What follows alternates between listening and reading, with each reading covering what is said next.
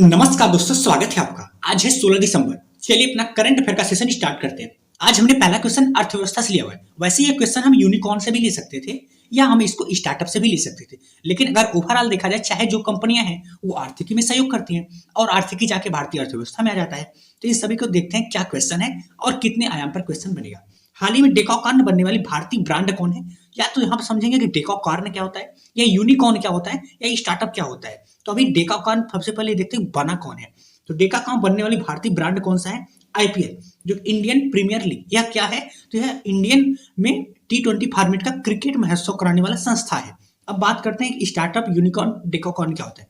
देखो, जब कोई नवाचार होता है, कोई नया व्यवसाय स्टार्ट करता है, उसकी वैल्यू एकदम जीरो हो तो वो स्टार्टअप की श्रेणी में आता है, और वही वैल्यू बढ़ के जब कंपनी बड़ी हो जाती है तो उसकी वैल्यू $1 बिलियन से अधिक हो जाए तो उसे यूनिकॉर्न की श्रेणी में रखा जाता है। अगर ये कंपनी और भी बड़ी बन के $10 बिलियन से अधिक हो जाए तो इसकी वैल्यू, इसको डेकाकॉर्न श्रेणी में रख दिया जाता है। देखो, ये जो डेकाकॉर्न बनी, ये स्पोर्ट से संबंधित संस्था है, और स्पोर्ट की मैं अगर बात करें कि स्पोर्ट में ही सबसे बड़ी डेकाकॉर्न कंपनी कौन है, तो नेशनल फुटबॉल लीग, जो कि $18 बिलियन इसका वर्थ है। देखो, यहाँ पे आईपीएल को डेकाकॉर्न श्रेणी में रखा गया, लेकिन इसका वर्थ है कितना, मतलब इसकी वैल्यू है कितनी? इसकी वैल्यू है $10.7 बिलियन। अब बात करते हैं कि भारत में सर्वप्रथम डेकाकॉर्न की श्रेणी में किसको रखा गया था, तो ओयो होटल। और इसके अलावा भी अपने भारत में बहुत सारे डेकाकॉर्न है, जैसे पेटीएम, बायजूस, ये सभी डेकाकॉर्न कंपनी में आते हैं। अब आईपीएल से संबंधित कुछ क्वेश्चन कर लेते हैं। देखो, आईपीएल 2024 जो कि संस्करण 17वां होगा। इसके पहले आईपीएल जो 2023 हुआ था वो 16वां संस्करण था, जिसकी विजेता चेन्नई सुपर किंग्स सीएसके था। अब आईपीएल की शुरुआत की बात करें, 2008 में हुआ, और पहली बार विजेता कौन रहा? राजस्थान रॉयल। चलते अपने नेक्स्ट क्वेश्चन हमने नियुक्ति से लिया हुआ है। देखते हैं अभी हाल ही में किस नियुक्ति का प्रोसीजर शुरुआत हुआ या किसकी नियुक्ति हुई। देखो, चुनाव आयोग में नियुक्ति के लिए गठित चयन समिति में किसको शामिल किया गया। यहाँ पे देखो, इंटरेस्टिंग क्वेश्चन क्या है कि चुनाव आयोग में पहले नियुक्ति होती थी और आगे कैसे नियुक्ति होगी इसके बारे में कानून बनना है, और उस कानून का शुरुआत कहाँ से हुआ, अभी क्या उसका रिजल्ट है, इन सबको देखेंगे। देखो, अब पहली बात तो जो विधेयक आया, देखो, जब कोई विधेयक सदन में राज्यसभा और लोकसभा में पारित होकर राष्ट्रपति के पास जाता है, उनके हस्ताक्षर के बाद वो कानून बन जाता है, और जब कानून बन जाता है उसी आधार पर होता है। तो अभी राज्यसभा में विधेयक पारित हुआ, जिसके आधार पर कहा गया कि चुनाव आयोग के जो मुख्य होगा उनकी नियुक्ति कौन करेगा। उनकी नियुक्ति 3 लोग करेंगे, 3 लोगों में बहुमत से। तीनों लोगों में होगा कौन कौन? पहला तो पीएम, दूसरा लोकसभा के विपक्ष नेता, तीसरा केंद्रीय मंत्री। अब बात करते हैं इन तीनों के आधार पर इसकी नियुक्ति होगी, लेकिन इसके पहले भी तो नियुक्ति होता था। तो अभी हाल ही में इसको नियुक्ति करने की घोषणा क्यों किया गया? देखो, अभी हाल ही में सुप्रीम कोर्ट के द्वारा संसद से बोला गया कि एक चयन समिति बनाओ, जिसके आधार पर चुनाव आयोग की नियुक्ति किया जाएगा। उन्होंने कहा कि उन चयन समिति में 3 लोग को रखो, पहला पीएम, दूसरा लोकसभा के अपोजिशन के नेता, दूसरा CGI, chief justice of India. देखो, तब यहाँ पे इनके साथ थोड़ा सा खेला हो गया। खेला क्या हुआ कि सुप्रीम कोर्ट ने बोला था कि हमें भी एक पोस्ट मिल जाएगा, जिसके आधार पर बहुमत करेंगे तो उसके आधार पर चुनाव आयोग की नियुक्ति होगी। लेकिन यहाँ पे संसद ने इस विधेयक को यहाँ पे संशोधित करके पीएम तो रखा, लोकसभा के अपोजिशन नेता तो रखा, लेकिन सीजीआई ना रख के कैबिनेट मंत्री रख दिया। कैबिनेट मंत्री तो संसद की उसी पार्टी के होते हैं, तो यहाँ पे तो भैया समझ ही लो अब क्या ही हुआ। तो इन दोनों की बहुमत से अब राज्यसभा में विधेयक पारित हो गया, उसके बाद लोकसभा में पारित हो जाएगा, राष्ट्रपति के सिग्नेचर के बाद इस पे कानून बन जाएगा। बात करें कि चुनाव आयोग के वर्तमान में मुख्य आयुक्त कौन है, इस टाइम राजीव कुमार है। अब चुनाव आयोग से संबंधित थोड़ा महत्वपूर्ण चीजों को देखते हैं कि चुनाव आयोग की स्थापना कब हुई। 25 जनवरी 1950। किस भाग और अनुच्छेद के अंतर्गत आता है?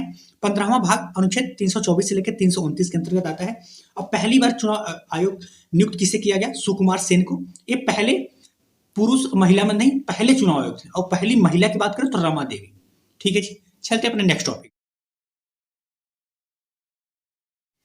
नेक्स्ट क्वेश्चन हमने आपदा से लिया हुआ है। ये क्वेश्चन इंपॉर्टेंट है, और इसमें हमने और भी आपदा से लिया हुआ कि अभी हाल ही में कहां से कौन कौन सी आपदा आई हुई थी। देखो, हाल ही में चर्चा में रहा चक्रवात जैस्पर का संबंध किससे है। कहां पे चक्रवात आया, सॉरी, कौन सा चक्रवात आया? जैस्पर। अब कहां पे आया, इनको समझेंगे। कहां पर आया? ये ऑस्ट्रेलिया में आया। देखो, ऑस्ट्रेलिया में चक्रवात इसको नहीं बोलते, ऑस्ट्रेलिया में चक्रवात को ही बिली बिलीज बोलते हैं। अब बात करते हैं कब आया, तो 13 दिसंबर 2023 को सोलोमन सागर में आया। अब बात करते हैं चक्रवात होता क्या है।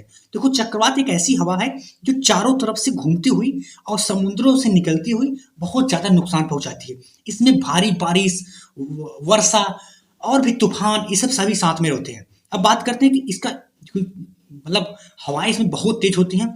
इस चक्रवात का कितना हवा था, मतलब कितनी स्पीड थी? 140 किलोमीटर प्रति घंटा। अब बात करते हैं अभी हाल ही में क्या इसके अलावा भी कोई चक्रवात आया, तो जी हाँ, मिचोंग आया जिसका नामकरण कौन किया था, म्यांमार। कहाँ पे आया था, बंगाल की खाड़ी में। और अभी हाल ही में तेज आया था, तेज का नाम कौन किया था, भारत। कहाँ पे आया था, अरब सागर। तीसरा बिपरजॉय जिसका नामकरण बांग्लादेश के द्वारा किया गया, कहाँ पे आया था, बंगाल की खाड़ी में। अगला बात करें असनी जिसका नामकरण श्रीलंका के द्वारा किया गया। देखो चक्रवात से संबंधित दो ही क्वेश्चन आते हैं। पहला, जो चक्रवात का नाम रखा गया वो किस देश ने उसका नाम रखा और वो कहां पे आया, तो हमने बता दिया किस देश के द्वारा नाम रखा गया और कहां पे आया। ठीक है, चलते अपने नेक्स्ट टॉपिक पे।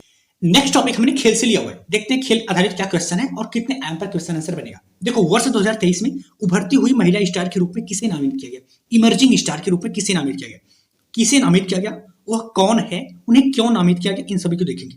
किसे नामित किया गया, अंतिम बंगाल। ये कौन है, ये हरियाणा की शेरनी जो कि कुश्ती में 53 वर्ग केजी में रेसलिंग करती है। किसमें कितने वर्ग में, 53 वर्ग केजी में। अच्छा बात करते हैं कि उभरती हुई महिला स्टार के रूप में नामित किसके द्वारा किया जाता है, तो यह किसके द्वारा किया गया, ये यूनाइटेड वर्ल्ड रेसलिंग के द्वारा। देखो वर्ल्ड रेसलिंग एक इंडिया का होता है नेशनल का, एक पूरे विश्व का होता है। तो पूरे विश्व का जो रेसलिंग का संस्था है उसके द्वारा उभरती हुई महिला स्टार के रूप में इन्हें नामित किया गया। अच्छा महिला को किया गया, पुरुष को भी किया गया, तो जी नहीं, पुरुष को भी किया गया। जोरबान कोकुजी जो कि तुर्की के हैं और ये तो इंडिया के हैं। अब बात करें इसका आधार क्या होता है, किस आधार पे इनको उभरती हुई महिला स्टार के रूप में नामित किया जाता है, किस आधार पे, पहला तो प्रतिभा के आधार पे, दूसरा इनकी कोई ऐसी उपलब्धि हो, उपलब्धि के आधार पे, दूसरा तीसरा व्यक्तिगत गुण के आधार पे। तो इनकी क्या उपलब्धि है, इनकी उपलब्धि कुछ मुख्य है। पहला क्या अंडर 20 विश्व चैंपियन रह गया 2023 में। दूसरे की बात करें अभी हाल ही में कजाकिस्तान अस्थाना में जो एशियाई चैंपियनशिप का आयोजन हुआ था वहां पर भी सिल्वर मेडल इनके द्वारा जीता गया। उसके बाद बात करें 2 बार वर्ल्ड चैंपियन बनने वाली पहली महिला है। ठीक है, चलते अपने नेक्स्ट टॉपिक पे। नेक्स्ट टॉपिक हमने विविध से लिया हुआ है, ये अभी दो विविध आधार पे, इसको किस श्रेणी में रखो इसका कोई मतलब नहीं है। देखो सबसे पहले समझते हैं क्या क्वेश्चन है। अमृत प्रौद्योगिकी किसने विकसित किया, अमृत प्रौद्योगिकी किसने विकसित किया, ये क्या है। ठीक है, तो अमृत प्रौद्योगिकी किसने विकसित किया, आईआईटी मद्रास ने। क्यों विकसित किया, अमृत प्रौद्योगिकी के माध्यम से किया क्या जाएगा। देखो इसके माध्यम से पानी में से आर्सेनिक को निकालने की टेक्नोलॉजी है, मतलब पानी में से आर्सेनिक को निकाला जाएगा। अब बात करते हैं आर्सेनिक को निकाला क्यों जाएगा, आर्सेनिक होता क्या है। देखो आर्सेनिक रहने से क्या होता है, कैंसर, मधुमेह और ब्लड प्रेशर बढ़ता है। इसकी वजह से आर्सेनिक को पानी से निकालने की टेक्नोलॉजी किसके द्वारा विकसित किया गया, आईआईटी मद्रास के द्वारा, इसलिए इंपॉर्टेंट है। इसके आधार पे एक और भी क्वेश्चन है कि नई समुद्री MP4 प्रजाति डेमोरचेस्टिया एलांसिस कहाँ खोजी गई। यहाँ आप समझेंगे समुद्री MP4 क्या होता है, डेमोरचेस्टिया एलांसिस क्या है और कहाँ पे खोजी गई। सबसे पहले देखिए कहाँ पे खोजी गई, कहाँ पे खोजी गई, चिल्का झील। कहाँ पर है ये उड़ीसा में है। अब बात करते हैं समुद्री MP4 क्या होता है। देखो समुद्री MP4 का मतलब होता है जिसके पास तैरने के लिए भी पैर हो और स्थल पर चलने के लिए भी पैर हो, मतलब ये दोनों जगह रह सकते हैं। कहाँ पे, समुद्र में भी और स्थल पे भी। तो ये इसका नाम क्या है, डेमोरचेस्टिया एलांसिस जीव है जो कि तैर भी सकता है और स्थल पे भी चल सकता है। इसके पैर कितने हैं, इसके पास 13 जोड़ी पैर है। ठीक है, चलते हैं अपने नेक्स्ट टॉपिक पे। नेक्स्ट टॉपिक हमने रिपोर्ट से लिया हुआ है। अभी हाल ही में लिविंग क्वालिटी इंडेक्स 2023 के अनुसार भारत का शीर्ष शहर कौन सा है, तो हम देखेंगे लिविंग क्वालिटी इंडेक्स क्या बताता है, इसके आधार पे भारत का कौन सा ऐसा शहर है जो शीर्ष स्थान पे है। तो सबसे पहले देखते हैं कि लिविंग क्वालिटी इंडेक्स 2023 किसके द्वारा जारी किया गया, यह मर्सर के द्वारा जारी किया गया। यह क्या बताता है, तो लिविंग क्वालिटी इंडेक्स रहने की गुणवत्ता बताता है, मतलब किसी शहर में आपको रहने की गुणवत्ता कितनी अच्छी है। तो किस आधार पे बताता है कि वहाँ की जलवायु कैसी है, वहाँ का शिक्षा कैसा है, स्वास्थ्य कैसा है, अपराध की श्रेणी कैसी है, साथ में संचार व्यवस्था कितना अच्छा है। इन सब के आधार पे उनकी यह इंडेक्स जारी करता है। अब बात करते हैं कि यह इंडेक्स केवल इंडिया के लिए जारी करता है, पूरे विश्व के लिए नहीं, ये पूरे विश्व के लिए जारी करता है। और पूरे विश्व में पहले स्थान पे बात करें तो वियना जो कि ऑस्ट्रिया की राजधानी है, पहले स्थान पे रहा। दूसरे की बात करें ज्यूरिख जो कि जर्मनी की राजधानी है, दूसरे स्थान पे। अब बात करते हैं सबसे अंतिम में इस रिपोर्ट में कौन सा है, तो सबसे अंतिम में खार्तूम जो कि सूडान की राजधानी है। अब ये बात करते हैं भारत का, तो कोई शहर टॉप 3 में आया नहीं, तो भारत का ऐसा कौन सा शहर है जो पहले स्थान पे है, तो भारत का कौन सा शहर है, हैदराबाद जो कि तेलंगाना में है। ये भारत में तो प्रथम है लेकिन पूरे विश्व की श्रेणी में 153वां इसका स्थान है। भारत में दूसरा स्थान की बात करें तो दूसरे स्थान पे पुणे, तीसरे पे बात करें चेन्नई। ठीक है जी, धन्यवाद दोस्तों। अगर आपको करंट अफेयर को शॉर्ट नोट्स के माध्यम में डिटेल में पढ़ना है आप इस फैमिली के हिस्सा बन सकते हैं। धन्यवाद।